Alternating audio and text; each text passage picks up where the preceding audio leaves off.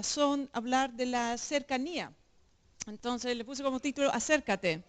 Y bueno, empecé a pensar en eso y típicamente cuando decimos en la iglesia acérquense más adelante, como que nadie viene, ¿no? Ahora los niños estuvieron ahí, igual había que casi traerlos uno por uno para que se sentaran ahí adelante, ¿no? Y yo pensaba, ¿por qué será que nos cuesta tanto acercarnos? Ayúdenme a pensar. Ahí llegó el pastor, mire. Él sí, claro, por favor. Bueno, bienvenidos, nadie se dio cuenta.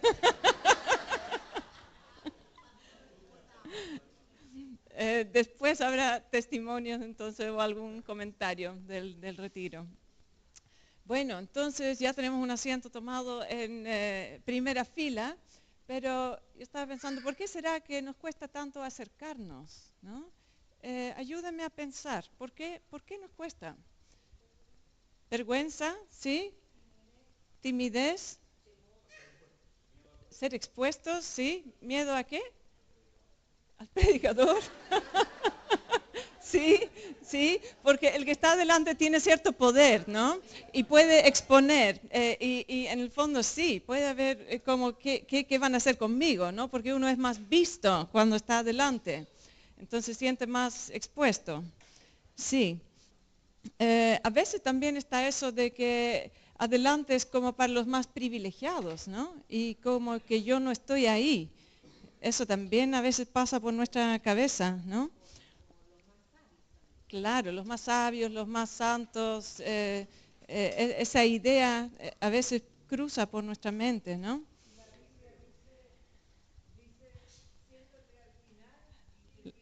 Claro, exactamente.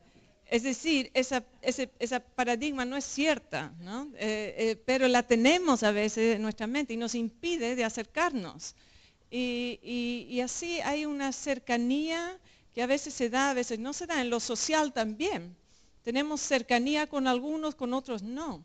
Y yo una vez me pidieron hace años hacer un mapa de cercanía social, ¿no? Es decir, tú en el medio, el punto, y después los puntos que te rodean indican quiénes son los más cercanos en tu vida, ¿no? Y es interesante pensarlo. ¿Quiénes son los más cercanos? Uno piensa quizás primero en la familia, pero a veces la familia, aunque vivan en tu casa o sean familiares, no son los más cercanos y son otros, ¿no? Porque no con todos hay afinidad o tiempo, compromiso para compartir. Entonces tenemos cercanía con gente, pero eso va variando, también es dinámico, ¿no? En etapas de vida hay cercanía con uno, después en otras etapas con otros.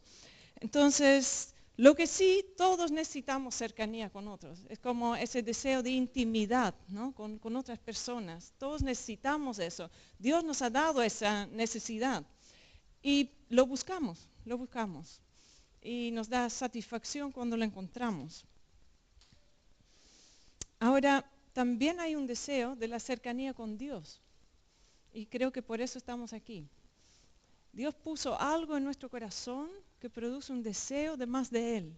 Y por eso somos capaces de decir, Señor, quiero más de ti, ¿no? Cerca de ti. Y hablamos de esa cercanía porque hay algo en nuestro corazón que dice, quiero estar cerca de Él porque parece que es bueno, ¿no? Parece que hay algo bueno que necesita conectarse con mi corazón. Y en eso quiero mencionar algunos versículos que hablan de la cercanía con Dios. En Jeremías 23 dice, ¿soy yo un Dios de cerca, declara el Señor, y no un Dios de lejos? ¿Podrá alguno esconderse en escondites de modo que yo no lo vea? Declara el Señor. ¿No lleno yo los cielos y la tierra? ¿No? Esas son las preguntas que Dios nos hace. Es decir, ¿acaso no estoy en todo lugar? ¿No? Y habla de su omnipresencia. Él está en todo lugar. Pero a veces quizás no lo percibimos tanto. Quizás venimos a la iglesia, tenemos un gran momento con Dios y luego en nuestra casa parece que Dios estuviera tan lejos, o en nuestro trabajo, o en algún ambiente donde no percibimos que Él está. Pero Dios dice, ¿acaso yo no estoy en todos los lugares? ¿No? Entonces hay cercanía. Pero Dios se manifiesta de forma especial en algunos contextos. Y les voy a leer este texto del Salmo 34. Dice, cercano está el Señor a los quebrantados de corazón y salva a los abatidos de espíritu. Y en otro dice, el Señor al altivo conoce de lejos. Es decir, si queremos cercanía con Dios, ¿cuál es la clave? Un corazón humilde, ¿no? Quebrantado, que dice, Señor, te necesito. El orgullo, dice, Dios lo mantiene de lejitos, ¿sí? Al orgulloso. Así que el orgulloso no se puede acercar a Dios. Nos inhabilitamos si hay orgullo en nuestra vida. Porque Dios se manifiesta en su cercanía cuando ve un corazón humilde, agachado ante Él, ¿no? También en la Biblia, sobre todo en el Antiguo Testamento, vemos que Dios se acercó a un solo pueblo. ¿Cuál era ese pueblo? Pueblo de Israel, ¿no? De todos los pueblos dice que escogió uno. Y Él era cercano a ellos, a los judíos. Y los gentiles, todos los otros, dice que eran de lejos. Esa era la realidad. Y el fin de Dios era que los gentiles también pudieran estar cerca, pero lo hacía a través de su cercanía con el pueblo judío. Entonces David en uno de los salmos dice también, para mí estar cerca de Dios es mi bien. Entonces nosotros tenemos un anhelo de Dios, Dios está en todas partes, se manifiesta cuando hay un quebranto, una humildad, eso ya lo estamos viendo. Ahora, Dios también tiene un deseo de estar con nosotros y eso es muy, muy glorioso. Y ese deseo está marcado en la Biblia de Génesis hasta Apocalipsis, en casi todos los libros. Dios diciendo, vez tras vez, diciendo, y ustedes van a ser mi pueblo, y yo voy a ser su Dios, y yo voy a morar con ustedes, y ahí estaremos siempre juntos. Entonces, si Dios tiene algún sueño, una visión futura, es esa, ¿no? Dios dice, ¿cómo lo hago para estar cerca de ustedes? Yo quiero eso, vivir contigo, morar. Esas son las palabras que Él ocupa, que sean mi pueblo, pertenencia, y yo su Dios, ¿no? Entonces Dios busca eso a través de toda la Biblia, el corazón de Dios buscando a nosotros como personas. Ahora, había un problema desde el Antiguo Testamento. Cuando Dios se acercaba a la gente, de alguna forma, ellos no podían ver a Dios. Y en el Antiguo Testamento era muy sabido que el que veía o miraba a Dios, ¿qué le pasaba? Quedaba muerto, quedaba muerto. Entonces, por un lado estaba el deseo, yo quiero estar con Dios, Dios dice, yo quiero estar con ustedes, pero si me acerco demasiado, caen muertos. ¿No? Entonces, ¿qué hacemos? Un problema. Moisés, por ejemplo, el gran amigo de Dios, ¿no es cierto? Él en un momento en Éxodo 33, él dice, muéstrame tu gloriosa presencia. Y Dios seguramente en un conflicto, ¿no? Lo que podríamos decir humanamente, dice, ¿cómo lo hago? Porque si le expongo a mi presencia tal como es, no sobrevive. Pero Dios también ve el deseo de Moisés de conocerlo. Y dice, entonces, ¿cómo lo hago? Y Dios llega a una figura que le sirve. Dice, tú ponte ahí, yo voy a pasar delante de ti con mi presencia, pero justo cuando yo pase, ahí cubre tu rostro, métete en un rincón y así yo voy a pasar, vas a ver algo de mí, pero vas a sobrevivir, ¿no? Entonces, viendo maneras para que sea conocido, porque Dios anhela darse a conocer, pero de una manera que nosotros podamos resistir. Isaías también, cuando ve la visión gloriosa del cielo, ¿no? Y ve los ángeles, ve a Dios sentado en su trono, dice, y los ángeles cantan, santo, santo, santo, y uno dice, wow, qué glorioso. ¿Y cuál es su reacción? Dice, ay de mí, porque soy muerto, porque mis ojos han visto al Rey, el Señor de los ejércitos. Dice, de aquí no salgo, ¿no? Claro, y esa era la realidad que el pueblo sabía en el Antiguo Testamento. Ellos conocían a Dios en parte, pero sabían que Él era un Dios temible, un Dios con que en el fondo uno tenía que tener cuidado, no era un Dios con el que se podía jugar o tomarlo livianamente, era temible en su santidad y el pueblo estaba muy, muy impregnado de eso. Entonces Dios proveyó un sistema para que el pueblo pudiera estar con Él, pero de buena manera. Y aquí vamos a ver el primer dibujo. Y es el tabernáculo. Dios dio ese diseño en el desierto al pueblo y fue la manera para Dios para ofrecer a su gente, decir, ustedes acérquense a mí.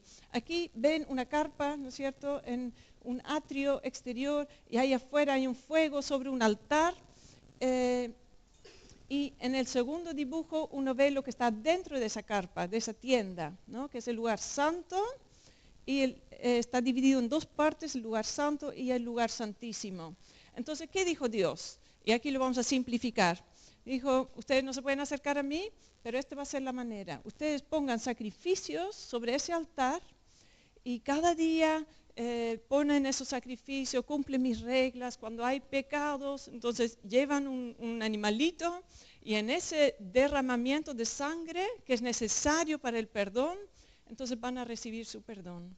Entonces, ustedes en su pecaminosidad, en sus errores, en sus fracasos, en su culpa, Dios dice, vamos a hacer un sistema que cubra esa culpa, que les quite la culpa. Y eso va a ser a través de la sangre de animales, porque tiene que haber sangre, ¿no?, derramamiento de sangre para que haya perdón. Entonces Dios dijo, esta es la manera. Ahora, una cosa muy particular de esta carpa, de la tienda del lugar santo y el lugar santísimo, era que solamente los sacerdotes elegidos y purificados podían entrar ahí adentro. Del pueblo, nadie. No había cercanía con Dios para ellos. Y en ese lugar santísimo, de ahí sale esa nube que uno ve, que es la misma presencia de Dios, ¿no? Eso es la presencia de Dios en forma de nube y de noche en forma de fuego. Y ahí estaba en el lugar santísimo, sobre el arca del pacto, ahí se posaba la presencia de Dios físicamente. Entonces ese lugar era el más santo, por eso era el lugar santísimo de todo este pueblo. Y Dios dijo, ahí voy a estar. Entonces para poder llegar hay que saltarse todas las barreras y no todos pueden llegar. Y si bien los sacerdotes pueden entrar en el lugar santo, en el lugar santísimo, solamente el sumo sacerdote y solamente una vez al año, nada más, porque no aguantaban más. Y cuando ese sumo sacerdote entraba, no entraba así nomás, entraba con sangre. Y eso lo ponía sobre el arca del pacto como expiación, ¿no?, propiciación, como para apaciguar la ira de Dios sobre el pecado. Entonces esa era la manera en que él podía entrar y salir con vida. Ahora, él tenía en el borde de su manto unas campanitas y también unas granadas intercalados, ¿no?, y eso sonaba. Entonces algunos dicen, no está en la Biblia, que hasta tenía una cuerda y que en caso de que muriera, porque si él tenía pecado, si algo pasaba, podría caer muerto. Entonces podían tirarlo y salvarlo. O si dejaban de sonar las campanitas, ¿no?, era señal de que algo haya pasado. Entonces estaba todo ese cuidado, ¿no?, dentro de este sistema. Ahora, este sistema Dios lo da, pero es imperfecto, porque deja a toda la gente fuera, ¿no? Solo uno puede entrar. Y no hay una cercanía directa. Hay un velo que separa ese lugar santo del lugar santísimo. Y nadie pasa por ahí, salvo este sumo sacerdote. Entonces es un sistema imperfecto. Pero vino Jesús. Y Jesús trajo un cambio radical, ¿sí? Y cambió todo este sistema. Y eso es lo que vamos a leer en Hebreos 10, de lo que está aquí también. Y dice, así que hermanos, teniendo libertad para entrar en el lugar santísimo, por la sangre de Jesucristo, por el camino nuevo y vivo que Él nos abrió a través del velo, esto es de su carne, y teniendo un gran sacerdote sobre la casa de Dios, acerquémonos con corazón sincero, en plena certidumbre de fe, purificados los corazones de mala conciencia y lavados los cuerpos con agua pura. Entonces son muchas palabras difíciles, ¿no? Y vamos a ver uno por uno lo que está subrayado. Pero lo primero, entonces, dice aquí, figurativamente o simbólicamente, dice, ahora tenemos libertad para entrar en el lugar santísimo. Ese es el cambio. Ya no es que una persona una vez al año puede entrar con sangre de animales, no. Dice, ahora está libre. Algo pasó. El velo se rompió, la entrada es liberada, ¿no? ¿cómo es posible? Porque Dios no ha cambiado. Dios no ha cambiado. Entonces, ¿qué ha cambiado? Algo ha cambiado. Hay un camino nuevo. ¿Les suena camino nuevo? De hecho, el nombre de nuestra iglesia está tomado de este versículo, ¿sí? Entonces, ahí para los que no sabían, ahí está. Entonces, todo esto se centra en la persona de Jesús. Antes había un sistema, ¿sí? Pero ahora hay una persona. Y en esa persona tenemos una entrada liberada a la misma presencia de Dios, sin que muramos. Entonces, hay 3 elementos aquí. Dice, por su sangre, la sangre de Jesucristo, por eso podemos entrar. Por el camino nuevo y vivo que Él nos abrió a través del velo, y esa es su carne. Es decir, el velo se rajó de arriba hacia abajo, dice. Su carne se partió en la cruz, ¿no? Él dio su vida, y por eso podemos entrar. Su sangre, por el camino nuevo, y porque Él es nuestro gran sacerdote. Y Él llevó esa sangre, su propia sangre, al lugar santísimo, y por una vez fue suficiente para que todos nosotros, en todos los tiempos, pudiéramos siempre entrar en ese lugar de su presencia. Ese es la nueva revelación en Jesús. Y ese sistema es perfecto. No hay más que hacer. Y ahí estamos nosotros. Y es un gran cambio. Entonces vamos a ver algunos aspectos de esto. Todavía no este. Primero, por su sangre. Por su sangre. Entonces, la sangre de Jesucristo, dice, ese nos dio la libertad para entrar. Se refiere a su sacrificio en nuestro lugar. Porque tú y yo sí hicimos cosas que merecen la muerte delante de Dios. Dios es tan santo que cualquier cosa que se oponga a Él, en el fondo, tiene como resultado la muerte. Y no hay cómo escaparse. Dios no es de los que dice, bueno, como yo soy bueno, voy a dejarlo pasar, como que no vi, como que ya por mi bondad está bien. Dios no puede hacer eso, porque Él es santo y Él es justo. Entonces, cuando hay un pecado, cuando hay un problema, cuando hay algo que no hacemos bien, entonces cae toda la justicia y la santidad de Dios sobre eso. Dios no puede cambiar su persona, pero a la vez quiere la cercanía con nosotros. Entonces Él dice, toda esa ira, ¿no? Dice la Biblia, ese enojo, toda esa santidad, toda esa justicia de Dios tiene que tomar curso. Pero todo eso fue puesto sobre Jesús en la cruz. Y en esa cruz, que ahora sí la vamos a ver, ahí, entonces, ahí Dios descargó toda su ira por todos los pecados de la humanidad. Dios dijo, aquí alguien tiene que morir por eso. Tiene que haber un derramamiento de sangre. Y por eso murió Jesús. Entonces, Él murió por lo que yo hice, ¿sí? Ese es el sacrificio de Jesús en mi lugar. Y cuando quizás nosotros conocemos esa frase, ¿no? Pero la cosa es experimentarlo en el corazón y decir, yo sé que yo he fallado. Y mis fallas, mis pecados, todo lo que no hice bien en mi vida, ahí causó la muerte de mi Señor, ¿no? Y ahí murió Él. Y Él lo hizo porque me ama y porque quiere estar conmigo. Porque Él tanto desea esa cercanía contigo y conmigo, que dijo, yo voy a dar mi vida, mi sangre, ¿no? La sangre es toda la vida. Tuvo un compromiso tan grande contigo que dijo, yo voy a dar todo lo que tengo, mi vida completa. Ahí está mi sangre derramándose, porque yo quiero estar contigo. Y yo voy a hacer ese sacrificio. Eso es la sangre de Jesús. Esa sangre nos permite estar cerca de Él. Nos permite recibir perdón por nuestros pecados. Dice Romanos, hemos sido hechos justos a los ojos de Dios por la sangre de Cristo. Cuando Dios te mira ahora, en sus ojos, te ve perfecto. Te ve justo. Él no ve las fallas. Y no es porque tenga un problema de memoria, sino porque tus pecados han sido saldados. Ya no está en tu lista de deudas, ya no está. Fue sacado de ahí. Está vacía esa lista. Tú estás blanco como la nieve a través de la sangre de Jesús. Y cuando Dios te mira a ti, te ve así, libre. Nada en tu contra. Cuando la sangre de Cristo ha sido aplicado en tu vida. ¿Cómo se aplica eso? Por fe. ¿Sí?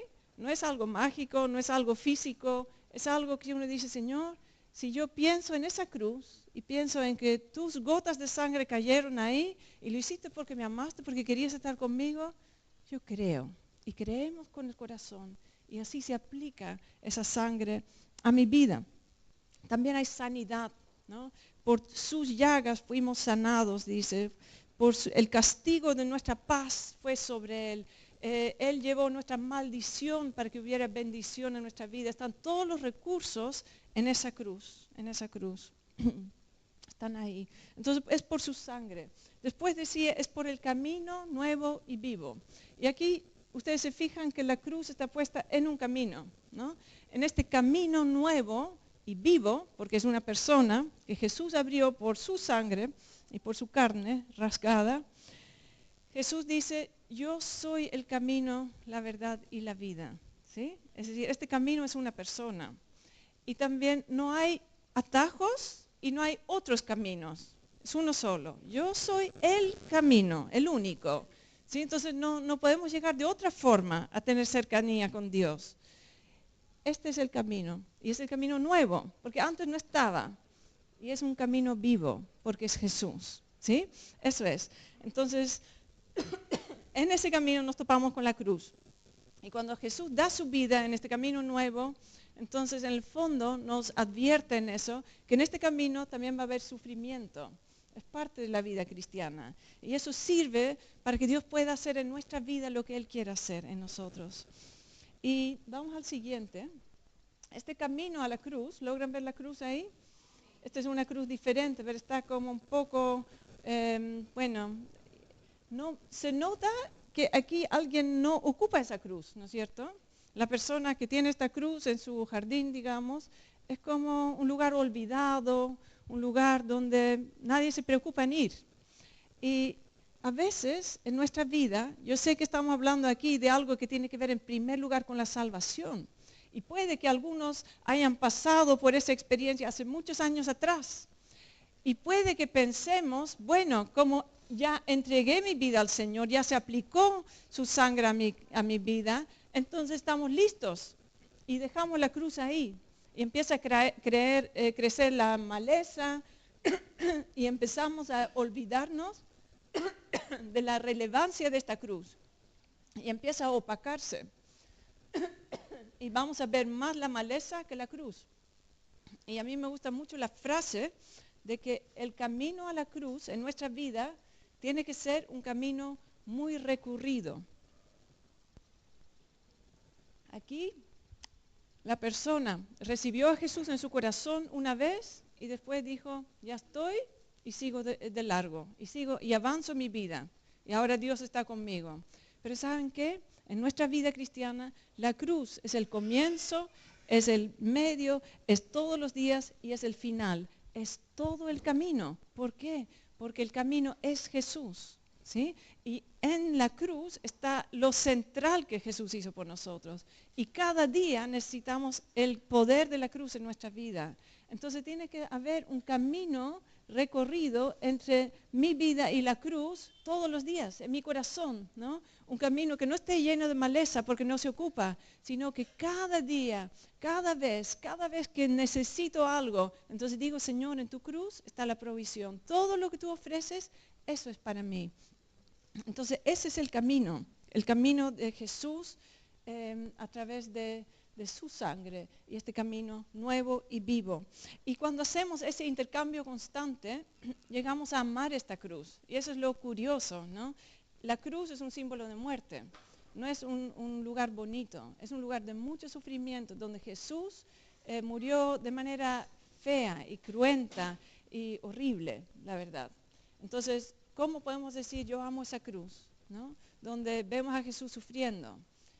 Parece contradictorio, pero es porque a través de ese sufrimiento cae toda la bendición que Dios me quiere dar a mi vida. Entonces cada vez que voy a esta cruz y despejo la maleza y digo, Señor, lo que tú hiciste, yo hoy necesito ese beneficio que caiga sobre mí. Y cuando yo recibo perdón, sabiendo que yo soy culpable, ¿qué me produce? Un gozo increíble, porque yo sé que no me lo merezco. Cuando yo llevo mi dolor, quizás de toda una vida, de tantas cosas que me han pasado, y llevo ese dolor y digo, Señor, tú sufriste tanto, tu cuerpo fue desfigurado, tú fuiste varón de dolores, toma tú mi dolor, porque ¿para qué lo vamos a llevar 2 veces, tú y yo? Si tú lo llevaste por mí, tómalo, yo lo suelto, no lo voy a cargar más. Y yo quedo libre del dolor. Entonces, ¿qué me produce eso a mí? Amor, porque digo, ¿cómo es posible que alguien haga tanto por mí? Que me dé tantos recursos, que me dé tanto bienestar, que me haga tan bien a mi alma, que me ame tanto, ¿no? ¿Cómo alguien puede dar toda su vida simplemente porque me ama? Porque yo no he hecho nada a favor de él, ¿no? Entonces, en ese sentido decimos, yo amo esa cruz, ¿no? Y si tú no amas esa cruz, quizás tienes que acercarte más, ¿no? Y tener ese encuentro con Jesús en esa cruz y aprender a recibir de esa cruz lo que Él te quiere ofrecer. Y a veces es más difícil recibir que dar, ¿no? Necesitamos ir con manos vacías y Dios los va a llenar. Pero a veces nuestras manos están llenas de nuestras cosas, ¿no? Y ese camino no funciona así. Este camino que Dios ha dado a su manera funciona bajo sus principios, bajo sus condiciones, no a mi manera. Y hay que ir con manos vacías. Entonces este es el camino nuevo. El camino también, si volvemos al camino con la cruz, el otro, ¿sí? Nos da dirección. Un camino da dirección. Es decir, yo voy a algún lugar, el camino va a alguna parte y Dios nos lleva a alguna parte. Y en ese camino lo que nos da dirección es su palabra. Así que si quieres saber a dónde vas en la vida, lee la Biblia. Ahí está toda la sabiduría de Dios. Está escrito ahí para cada día. Ahí nos llenamos de Él y sabemos de qué se trata esta vida. Y es un camino diferente. Vamos al siguiente, por favor. Sí. Cuando hay un camino nuevo, tiene que haber un camino antiguo. ¿Sí? Si no, no puede haber uno nuevo. Entonces, mi pregunta para cada uno de nosotros es, ¿cuál es tu camino antiguo? Si ya sabemos cuál es el nuevo, es donde Jesús da su vida, yo voy con manos vacías, entro en la cercanía con Dios por su sangre, por su sacrificio, ese es el camino nuevo, así puedo tener cercanía con Dios. Pero ¿ustedes alguna vez han tratado de tener cercanía con Dios de otras formas? Quizás yo puse un camino con muchos autos, quizás yendo por el camino por donde van todos, ¿no? Porque todo el mundo hace las cosas de cierta manera, entonces yo me meto en esa fila, ¿no? Porque todos lo hacen, estará bien. Quizás hemos tratado de buscar a Dios así, por tradición, o porque nos enseñaron, porque todos lo hacen así, y probablemente no nos ha funcionado. O quizás hemos tratado de vencer, ¿no? Yo puedo, ¿no? Aquí yo voy a dar lo mejor de mí, voy a demostrar al mundo que yo estoy bien, ¿no? Y que yo soy una buena persona. O quizás hemos tratado de hacer eso y nos hemos cansado en el camino, como el ciclista, ¿no? O quizás tú tienes tu propia historia de cómo has tratado de acercarte a Dios o de tener una vida satisfactoria y no te ha resultado. Tiene que haber un camino antiguo, algún camino antiguo. Y Dios aquí dice en este pasaje, lo que necesitamos es un camino nuevo, ¿sí? Si quieres tener esa cercanía con Él, es solo a través de ese camino. No funcionan nuestros intentos, ¿sí? Y eso es muy importante, porque a veces nos frustramos y decimos, pero lo he intentado tanto, he dado todo, ¿no? Ese ciclista, quizás cuántos kilómetros se habrá esforzado para poder llegar. Y decimos, pero ¿cómo? Hice tanto. Y la respuesta es que no es el camino indicado. Si quieres llegar a Dios, es su camino. Y ese camino se llama Jesús. Es uno solo. ¿Sí? Esa es la manera para llegar a Dios. Yo tengo una amiga y el año pasado estábamos hablando y ella me dijo, bueno, cuando yo hablo con Dios. En realidad Jesús no es parte de mi relación con Dios, ¿no? Y yo quedé pensando, yo dije, ¿qué ha pasado? Parece que yo me olvidé de compartirle algo, ¿no? Porque ¿cómo puede estar pensando que esa es la manera de estar con Dios? Simplemente hablo con Él, ¿no? Pero acuérdense que si hablamos directamente con Dios y tenemos esa cercanía y no es a través de Jesús, no resulta, ¿no? No resulta. Entonces es solo a través de Jesús. Y necesitamos tener la humildad para tomar la manera de Dios y dejar de lado el orgullo porque aquí hay orgullo, ¿se dan cuenta? Aquí está el yo puedo, ¿no? O todo lo que yo hago es tan importante, o mi fracaso incluso. Puede haber orgullo en mi fracaso, ¿no? Porque se trata de mí y de lo que yo puedo o de lo que yo no puedo, ¿no? Si estoy en este lado es un camino que no lleva a ninguna parte y necesito cambiar de camino. Y el siguiente dice, por el gran sacerdote. ¿Sí? Entonces hemos visto, es por su sangre, es por el nuevo camino y es a través del sacerdote que es Jesús. ¿Y qué hace él? Él lleva su propia sangre. Y él, eso es interesante, ¿por qué tenía que ser él nuestro camino al Padre? Nuestra única manera para llevarnos al Padre, ¿no? Es él. Y uno puede pensar, bueno, él es Dios. Y bueno, a Dios no le parecen resultar muy difícil las cosas. Es decir, es fácil ser Dios. Uno podría pensar eso, ¿no? Para Dios es fácil ser bueno. Para Dios es fácil hacer bien las cosas. Para Dios es fácil no pecar. Para Dios es fácil, no sé, amar. Para Dios es fácil porque Él es así. Entonces, cuando aparece Jesús, nosotros podríamos pensar, es que Jesús, para Él es fácil. ¿no? Para Él es fácil resistir la tentación, para Él es fácil ser bueno, para Él es fácil sanar, para Él es fácil vivir en un mundo contrario a Él. Él sabe responder a la gente porque Él es Dios. Pensamos así, ¿no? Y como que decimos, es que yo no soy Dios, por eso no me puedo comparar con Jesús. Pero ¿qué dice aquí en Hebreos, en este mismo libro? Que Dios mandó a Jesús a la tierra para ese fin, para que Él fuera un ser humano como nosotros, tan vulnerable, tan débil. Y Jesús tuvo que ser perfeccionado en los sufrimientos. ¿Han pensado en eso alguna vez? ¿Cómo Jesús puede ser perfecto, pero a la vez tuvo que ser perfeccionado? ¿No parece contradictorio? ¿No es cierto? Él era perfecto y es perfecto. Pero ¿saben lo que le faltaba? La experiencia de ser humano. Eso le faltaba a Jesús. Y por eso Dios lo manda y dice que en ese sufrimiento de vivir como cada uno de nosotros, Él aprendió obediencia completa, dice. Él aprendió en un contexto adverso. Y por eso Él puede entendernos. Y cuando hoy decimos, ahí está Jesús, Él es nuestro camino al Padre, el camino a Dios, entonces dice aquí en Hebreos, Él nos entiende perfectamente, porque pasó por lo mismo. Y se enfrentó a la oposición, a todo lo difícil, a toda la tentación y las debilidades como ser humano. Y venció.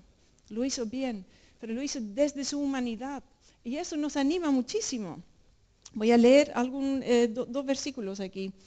Dice, tenía que ser hecho semejante a sus hermanos en todo, a fin de que llegara a ser un misericordioso y fiel sumo sacerdote. ¿No? El haber experimentado el ser igual a nosotros lo hace más misericordioso. No que no lo haya sido antes, igual era perfecto en misericordia, pero se dan cuenta que, por ejemplo, si alguien ha sido abusado de niño, ¿no? Y habla con alguien, con otra persona que también ha sido abusado, se produce una empatía particular, ¿no es cierto? Porque yo sé lo que tú estás viviendo, porque he pasado lo mismo. Si yo he vivido un trauma y alguien se acerca, entonces yo puedo empatizar. Entonces mi misericordia es diferente. Y Jesús es así contigo y conmigo. Él estuvo en esta tierra, fue mandado a vivir aquí, vivió las mismas cosas que nosotros hemos vivido, pero lo hizo bien. Pero eso también significa que cuando yo me acerco a Él, con mis dramas, con mis problemas, con mis pequeñeces o con mis pecados, yo voy a Él y ¿qué encuentro al otro lado? Un Dios que dice, ya, pero podría haber sido un poco mejor, o cómo después de tantos años todavía no aprendes. No, yo encuentro a alguien que ha vivido mi situación, que entiende dónde estoy y que empatiza conmigo. Él es misericordioso. ¿Y qué hallamos en ese trono? Gracia, dice, y ese es el otro versículo. No tenemos un sumo sacerdote que no pueda compadecerse de nuestras flaquezas, sino uno que ha sido tentado en todo como nosotros. ¿Qué es lo que te tienta a ti? Piénsalo. ¿Algún ejemplo? Jesús lo experimentó también. Él sabe lo que sientes, ¿sí? Él sabe, Él lo ha vivido y está ahí. Y cuando tú le dices, dice, sí, yo sé lo que se siente, vamos, ¿no? Misericordia. Dice, ha sido tentado en todo como nosotros, pero sin pecado, sin pecado. Por tanto, dice, acerquémonos con confianza al trono de la gracia para que recibamos misericordia y hallemos gracia para la ayuda oportuna. Cuán bien nos hace encontrar gracia, ¿no es cierto? No queremos que nos condenen, que nos rechacen por lo que hemos hecho, por lo que somos. Y en el trono misericordioso de gracia, donde está Jesús, siempre vamos a encontrar gracia. Pero ¿saben qué? Necesitamos acercarnos a través de Jesús. Esa es la única condición, no con nuestros recursos. Eso no sirve. Pero en Jesús siempre hay gracia. Entonces está la invitación de Hebreos, acerquémonos, acércate, no tengamos miedo. Y eso es una cercanía con Dios. No se trata de estar aquí físicamente sentados, aquí hoy o en alguna reunión. Se trata de mi corazón conectado con Él. Vamos al siguiente dibujo, por favor. El otro. ¿Había uno entre medio? Este, sí. Y yo te quiero preguntar, en el fondo, si hablamos de cercanía, ¿dónde estás? ¿Dónde te ves con Dios? ¿Y dónde estás? Es esa pregunta que Dios le hizo a Adán cuando andaba perdido en el jardín después de pecar, ¿no? Y Dios dice, ¿dónde estás? Sabiendo dónde estaba, pero quería conectarse con Él. Y es como Dios te dice a ti y a mí, dice, ¿dónde estás tú? ¿No? ¿Estás muy lejos? ¿Estás acercándote? ¿O estás ahí en su mano, ¿no? ¿Dónde estás? Ahora, lo que hemos visto en este pasaje precioso es que está el camino para que estemos directamente en la mano, en la presencia de Dios, ahí. Ese nivel de cercanía lo tenemos, está el camino abierto. Pero necesitamos caminar por ese camino y llegar ahí. Y a veces hay cosas que en la vida nos han pasado que nos impiden llegar, ¿no? Es como cuando no queremos acercarnos aquí adelante. Todas esas barreras de nuestro corazón. Podemos pensar mi culpa, ¿no? Podemos decir no soy digno. Podemos tener temor, no quiero que me dañen de nuevo. Fracaso, no creo que yo lo logre, no creo que Dios me reciba. No creo que tengo el derecho, ¿no? Podemos pensar. Otros pueden, otros están en primera fila, yo estoy atrás. He intentado y no me resulta, ¿no? Otros son mejores, yo no soy tan bueno. Todo eso y otras cosas más pueden impedirnos de estar ahí donde Dios quiere que estemos, ¿no? Y hoy está la invitación que suena de Hebreos para cada uno de nosotros. El camino está abierto, acércate, acerquémonos. ¿Y saben qué? Hay un nivel de acercamiento que no hay en ninguna otra relación. Porque ¿cuál sería el nivel de cercanía más grande? Podemos estar muy lejos con alguien y podemos darle la mano a alguien, podemos abrazar quizás a alguien, es lo más cercano. Pero Dios dice en Juan 17, yo voy a estar en ustedes y ustedes en mí. Es como cuando algo ya se hace uno con Dios, yo y Dios, uno solo. Esa es cercanía radical y extrema, yo diría, ¿no? Esa clase de cercanía Dios ofrece para ti y para mí a través de Jesús. Y eso es un milagro. Es decir, nunca más seremos huérfanos, ¿no? Nunca más estaremos lejos. Y Dios dice, yo les invito a esta cercanía, estar conmigo, uno conmigo. Y nunca más necesitan sentirse lejos, porque no es verdad. Esa es una falsedad del diablo. Y saben que el diablo va a hacer todo lo posible para que nosotros ocupemos nuestros propios recursos o quedemos atrapados en nuestros propios pensamientos que están relacionados con nuestros propios caminos y así entremos en la lejanía de Dios. Y Jesús dice, olvídense de todo eso. Ya está arreglado. En la cruz están todos los recursos. Pero acércate a través de mí. Cree lo que yo he hecho. Y que esa sangre tenga un efecto. Y que cada día tenga un efecto. Que tengas un camino recorrido a la cruz. Y que tú sepas que yo tenga compasión de ti como sumo sacerdote. Y entonces acércate, sin miedo. y sé uno conmigo. Esa es la invitación de Hebreos. ¿Y cuál es el resultado? Que ahí era el último. Lo menciona el texto, las evidencias. Si realmente creemos esto, vamos a tener un corazón sincero, porque Dios, aparte de ser el camino, también es la verdad, ¿no? La verdad y la vida. Entonces, uno no podría acercarse a Dios con una doble agenda, ¿no? Quiero conseguir algo. No, no, tiene que ser sincero mi corazón. Eso va a haber plena certidumbre de fe. A mí me intriga eso de plena certidumbre. Yo digo, si es certidumbre, ¿qué más puede ser pleno, digamos? La certidumbre ya es pleno, pero dice plena certidumbre, es decir, no hay ninguna duda. Yo sé que Dios está en mí y yo estoy en Él. Eso es lo que va a haber cuando entramos por Jesús. Y tendremos corazones purificados de mala conciencia. Todos sabemos lo que es tener la conciencia mala, ¿no? O sucia, o acusándonos. Y aquí vamos a ser purificados. No queda más rastro. Una conciencia pura, como un niño, y podremos dormir como niños, tranquilos, en paz, porque nadie nos acusa. Eso es milagroso. Y hasta el cuerpo, dice, lavados con agua pura, ¿no? Dios nos deja tan diferente, y es por la obra en la cruz perfecta. Entonces, Apocalipsis, el último capítulo de la Biblia, dice, el espíritu y la novia dicen, ven. Y el que oye diga, ven. Y el que tiene sed, venga.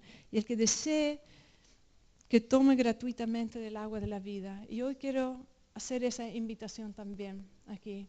Es decir, ven, en nombre del Señor, ven, acércate. Deja atrás tu miedo, tu culpa, todo lo que impida y cree en lo que Jesús hizo por ti. Porque alcanza para todas nuestras vidas. No hay nada que la sangre de Jesús no pueda cubrir. Y quiero, ya que estamos hablando de cercanía, quiero pedirles que si alguno quiere acercarse a Dios de esta manera, bajo sus condiciones, que venga, que se acerque, ¿sí? Acérquense y que en el fondo se pongan aquí como una señal, una evidencia, como un decir sí a Dios, decir sí, quiero estar contigo, Señor, y entiendo que es tu camino y hoy quiero confirmar ese camino. Entonces, si vamos a cantar algo, quiero invitar que mientras adoremos, puedan acercarse y decir, Señor, quiero estar cerca. Y oremos también para decir eso.